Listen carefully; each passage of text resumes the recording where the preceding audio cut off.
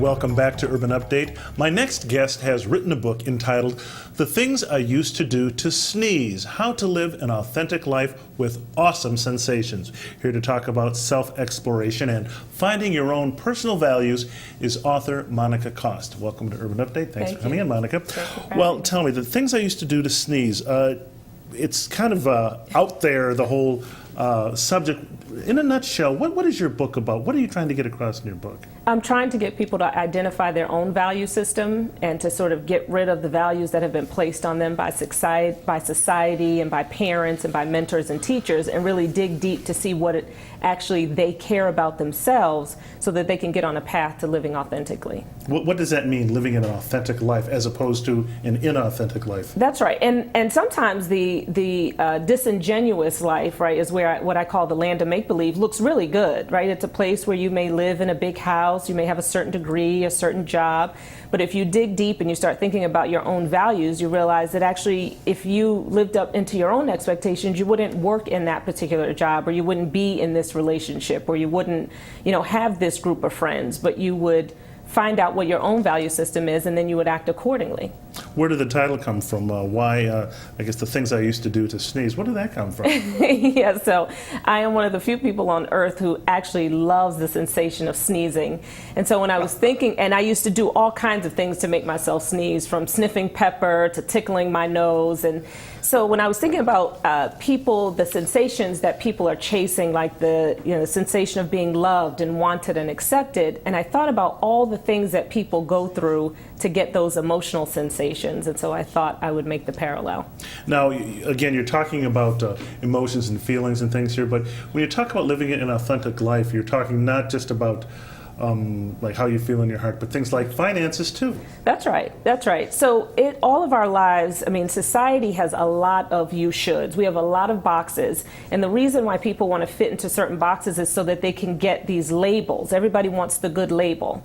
So if you have a particular job, if you say you're a Wall Street broker, people go, oh, right? So you get a certain box checked off, and it's a very different box than if you say you're a secretary, right? And so you're talking about an emotional charge or something that you get. Yeah, well, it's the reaction from other people, actually, right? It's like when we ask little kids, what do you want to be when you grow up? And they say, I want to be a doctor. We still go, oh, that's so great. And so we're reinforcing, we're putting an expectation on that child, and so they start to live into that, when really that may not be what they want to, what they want to do. They may say, I want to be an artist, and then the parent might say, oh, well, you can't make any money being an artist. And so we start to derail the value system of that person very early. Okay, and but also when you talk about finances, what about, does part of that mean, living within your means? Absolutely. Well, first you have to identify your value system. What's important to you? Do you want to vacation? Do you want to be able to take Fridays off? Do you want to have a flexible schedule? You really have to know what it is that you're after first, and then you can set up your truth financially in order to be there, right? So if you're just chasing the dollar, then you could work 80 hours a week. But really, if you say you value family, but you're working 80 to 90 hours a week, you're not congruent, and it doesn't feel good at the end of the day. It's an unfulfilling place. What about other aspects besides finance? You talk about just people's personal image of themselves, beauty, makeup, absolutely, hair. That's a big one. In this society, we have these very distinct images of what beauty is, and it's somewhat changing, but at the end of the day, we see the same models in the same magazines, and so a lot of people are striving towards that particular expectation, or if they're not, they don't feel good enough. There's an insecurity there. So what do you try to convince people to do, or show them about that? Well, I think what has happened, what I've noticed with myself and with other people, is once you get to this place where you're actually living out your own value system, there's a liberation there, right? That you're not sort of, like when I've seen celebrities on the red carpet in a particular outfit and they're tugging and pulling at the dress. Well, now the dress doesn't look as good as it used to because they're insecure in it. So they actually shouldn't have worn it because it wasn't their truth. What reaction have you gotten from people who have read your book?